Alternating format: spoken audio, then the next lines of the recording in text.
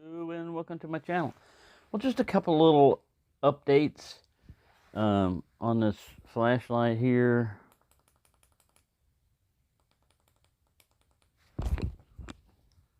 Um, I did an initial unboxing and initial impressions, and I've learned a few things about it since then, or I've done a few things with it. For one, I was watching a video where a guy was complaining about this flashlight. There's a lot of good videos out there, but there's some where um, there's some on this, or there's one on this where a guy's just complaining about it. Says it's a piece of junk. It's not worth even $1 and all this other stuff. Um, as with any YouTube video, any YouTube video type person, you have to take each video with a grain of salt, or look at who's. I think in the situation with that one was the guy got an Anduril flashlight, and he's not a flashlight enthusiast, so you're not going to understand a lot of this. You know, it is complicated, but once you get to understand it, I'm even learning new things. For example, in the blink in the strobe mode, did you know that you can do a momentary strobe? So you can go through these different things, and if you like a tactical strobe or a party strobe or a bike flasher, but you want it just momentary, it's pretty easy. Once you get into your strobe mode, which is 3H, which is 2 clicks with the third one just holding down, and you'll get into a strobe mode. It'll remember which last one you were in here. And for example, like a tactical strobe, if you just, the reason I'm saying this is if you want just a temporary tactical strobe where you just push this button, and instead of the light coming on, you had a strobe. Let me see. All right, I've got this one on a candlelight, right? Let me put this on so you can see it better. So this is in the strobe mode, and it's in candlelight. 2 clicks and you go to the next one. And this is bike strobe. All right. That's party strobe. And this is tactical. This is pretty disoriented. Now, if you wanted this to be temporary, from right here, you just go 5 clicks. Now, when you push this, strobe. What is this good for? Dogs. Dogs either a day or a night. Sometimes you don't want to have to kick the little mutt. You know, they come up running up at you. Rah, rah, rah, rah, rah. You just want to scare them away. Your voice doesn't always scare, especially little dogs. That just makes them bark more. But any size dog, you do this in their eyes, it's going to disorient them. And it's not going to hurt them. I mean, but it's going to disorient them a lot. And a lot of times it'll get them. I don't have a lot of dogs chase me, but there's a couple of little dogs when I do my walk that can get through the fence, and they like to show off and bark. You know, I mean, they'll sit there and bark at you, and as soon as you turn your back, they run up on your heels and try to be barking at you. And I've had dogs that'll bite you, especially Chihuahua. I know my buddy's dog, Sancho. He would do that, man. He was a tough little dog, and if you did stuff like "get out of here" or something like that, he'd back up. And then I saw this happen at a barbecue. I was over at his house, and the guy was sitting there, and he goes, "Get out of here!" And Sancho backed up a little bit, and then the guy, he laughed and he turned, and man, Sancho went right around and got him right in the calf, bit him through the blue jeans and everything, bit him right in the calf. You know, and they got those little needle teeth. So anyway.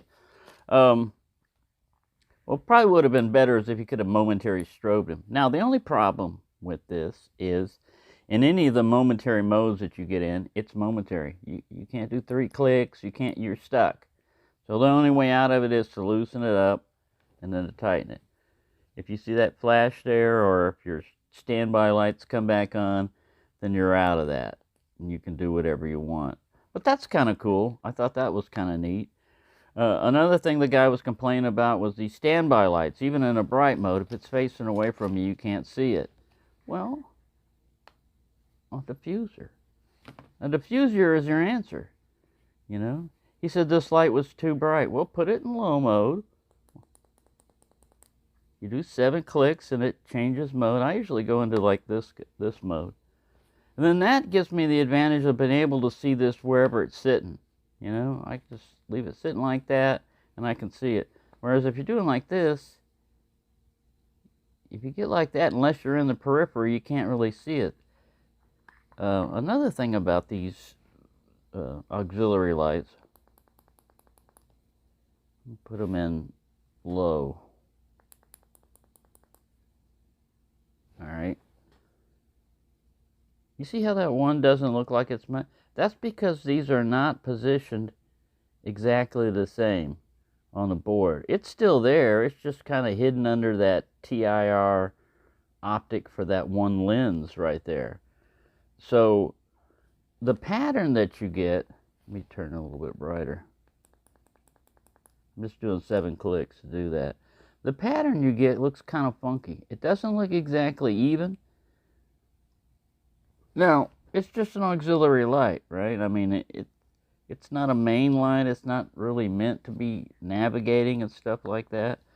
But if you look, you know, you see a real bright beam on this side, and then this one's okay, and then this one's pretty dim, you know, and that's just because it's being obstructed. It's got the same amount of power and everything else. It's just being obstructed in there. Now, with the Wurkkos, the way they did this one is they put it right in the stem right there. There's 3 little LEDs on the stem. Turned it off. And this is low mode. It's in that disco thing. But as you can see, it's going to give you a nice uniform pattern. I mean, it's a weird looking pattern, but still, it's going to give you a nice uniform pattern. So for people that are OCD about stuff like that, sorry. Trying to get this thing back to flashy. That's low. There we go. I like to keep it on like that because yeah, I can just these, even though they're auxiliary lights and stuff, if they're doing that flash like that and it's right by you and everything, it can be distracting, you know, at night. I mean, it can come through your eyelids.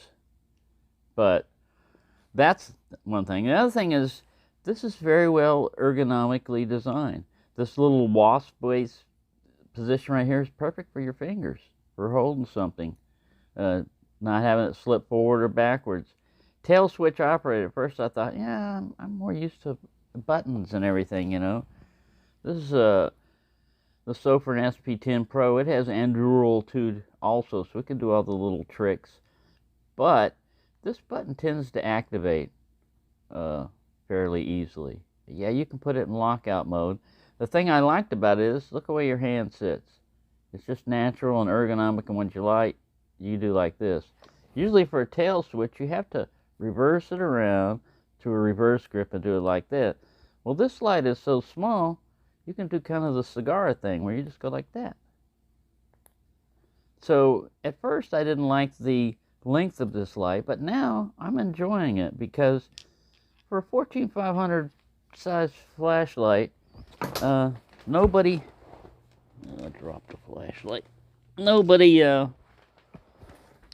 is as short and compact as that one.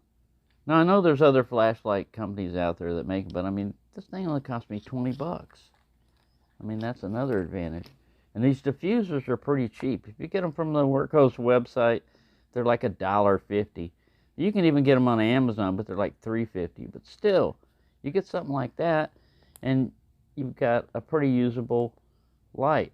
Now, the only other thing that I want to mention on here is when I first turned it on to turbo, when I first got the flashlight, it ramped down from turbo pretty quick, faster than 30 seconds. And that's because it has an automatic temperature regulation. Well, the temperature here was only 70 degrees. And I was feeling, I had my fingers around the head while it was on turbo, and it did not get hot. I mean, it got warm, but it didn't get hot before it started ramping down. So one of the things you can do, 1, 2, 3, that's your battery check. Put it over here so you can see a little bit better. So this is your voltage check. 1, 2, 3, 4, 0. 4.0 or 4.1. If it's real fast, click like that, it's usually a 0. 4.0. So the next one is your temperature check. And this is in Celsius. So for centigrade, 1, 2, 3, 32 degrees Celsius. I had my little temperature thing and I checked it, and this thing was reading high.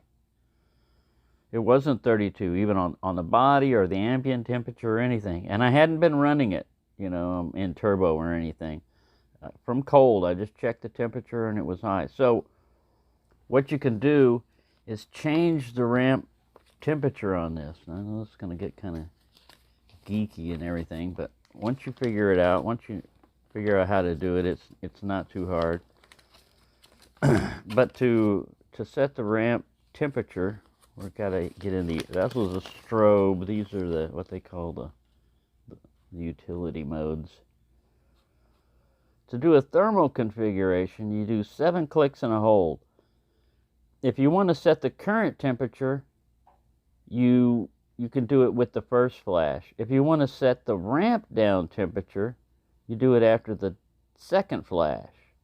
And then you click X number of times above 30 degrees centigrade that you want. So in my case, I was going to do it at 50 degrees centigrade. So let's go through that. This is battery, I think. No, this is SOS. Nope. No, it's battery. When you first do the battery check on these, you'll get a weird reading at first. And then that other guy, he was saying, you know, the negative review, he was saying that it keeps changing. Well, I did a turbo on mine, and then I did a battery check, and it read 3.7, and then it read 3.8, 3.9. It's not inaccurate. It's just that when you put a turbo on a little battery like that, it's going to suck the juice down. And then after it's been off or recovering from turbo, it starts building this voltage back up. And so anyways, I'm not mentioning the guy's name or anything because I don't want to slam him. You know, some people, they just get off into things they don't know and they start complaining about stuff, and it's not that this is not a cheap flashlight. I mean, it's inexpensive, but it's as well made as any other Chinese flashlight that's out there. You know, I mean, this tail switch doesn't come on accidentally. All right, so anyways, we're in voltage. 2 more. Now we're in temperature. 7 and hold. 1, 2, 3, 4, 5, 6, 7. I didn't do it right. It's kind of tricky to do that. Let's get back into battery. Temperature. There it is. That's the first flash. The second flash is when you do it. Now you're adding 1, 2, 3, 4, 5, 6, 7, 8, 9, 10, 11, 12, 13, 14, 15, 16, 17, 18, 19, 20. You let go of it, and it's good. Now, how do you know if you got the right one? How do you know if you didn't change the current temperature? Well, if you change the current temperature, it should read 50 right now, because I did 30 plus 20, but it's not reading 50, so I configured the right thing. Now what that means is when I go turbo like this thing's going to maintain the light output longer, but this head's going to get warm. You can just experiment with it around it, you know, and decide. Because it's a small body flashlight, you can get down here and it's not even warm yet. But up here, yeah, it's starting to get warm. It's not hot, it's just warm. So that's one thing that you can do. Another thing is, if you want to skip programming the current temperature, you can just do a factory reset. And this is where I ran into another thing that's different on a factory reset on this. Because it's Anduril 2, it does it the same way.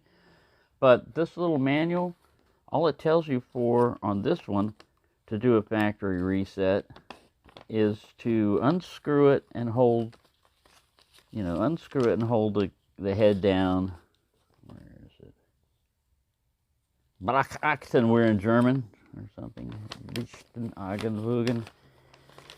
Where are we? Turn this light on.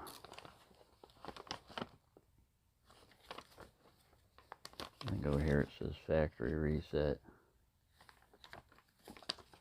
Oh yeah, down here it says it. Factory reset. Same as simple UI. And in simple UI, it says loosen a body tube to cut off power. Hold the switch button. Screw body tube tight until keep holding the switch for 3 seconds until it flashes. Well, there's a problem with that. And I recommend on this particular flashlight, now this is a Olight pocket clip I've got on here. But if you loosen this flashlight and hold this button down, you're still going to get some light. It even starts flickering. And you might think that's the reset thing. No, it's not. You got to take this, see how it kind of flickers and then gets bright and everything? You got to take this thing pretty much all the way off. And because there's a pocket clip on here, it kind of threads it weird. So you hold the button down, you're sitting there trying to thread it, and you're thinking, all right, it's done it. No, you've got to screw this thing all the way in while still holding down your button. Man, that's getting hot. It's in turbo now. Man, that thing's burning. That thing is burning. It just went into like a turbo mode. I mean, a super turbo mode. Before, it didn't get that hot. Let's see if we've reset it. If you reset it, it won't. It'll be in simple. See, it hasn't reset. Maybe it did. Yeah, it did reset. Yeah, you got no standby lights. You got all this other stuff. Well, a simpler way to do that is from off. Just do 13H. 1, 2, 3, 4, 5, 6, 7, 8, 9, 10, 11, 12, 13. And I hold. I didn't get it right. Oh, I've got to be in a... let me see. Yeah, there it is. See how it does all that flashing? Bam! That's what you want to see. That's a factory reset. It's hard to do that with this. And this is not designed to be removed, this tail cap. If this tail cap was designed to be removed, it might be easier, but this is your tail switch. So now, we've done a factory reset. We do a 1, 2, 3.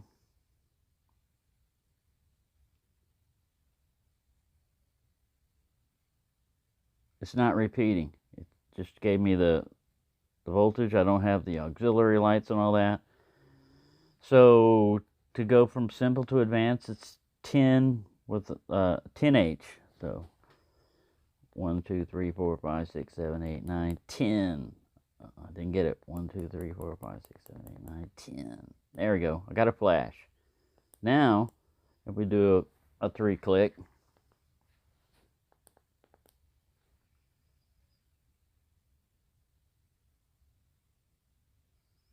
keeps repeating.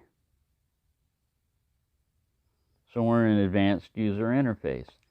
That's all I'd like to say on that is it doesn't give you the other option in this manual. for factory reset, you know. In German, for some reason, we are in German. Was ist los? All right.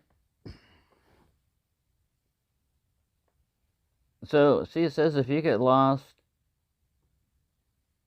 and you want to auto-calibrate the temperature system, do a factory reset. The process is loosen the body tube, hold the button, tighten the body tube, keep holding it for about 4 seconds. The light should flicker while getting brighter, then briefly burst to full power. Hold until it reaches full power to do a reset, or let go of the button early to abort. So, because this thing kind of engages with the button pushed in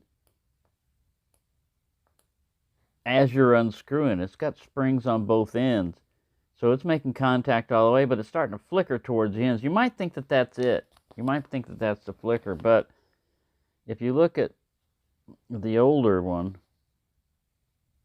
it also says loosen the tail cap, hold the button, tighten the tail, hold for 3 seconds, this one, or 13H from off. That is the better way to do this, I'd say, on this particular flashlight. Anyway, there you go. I've rambled on long enough. I've shown you a couple of little tricks. And that last time when it was not turning off and everything, it was getting hot. It was in like super full turbo. I don't know why I'm not, when I do this, let me turn it off. This is turbo. It is not getting as hot as fast as that factory reset thing. So, I don't know what happened on that, but then again, that's why I said screwing this head in and everything is kind of iffy on this particular flashlight, and I'd recommend doing the 13H to reset this one. And you may have to because of the temperature sensor, like I said. But anyways, there you go. Hope I didn't bore you too much. Thank you for watching, and have a nice day.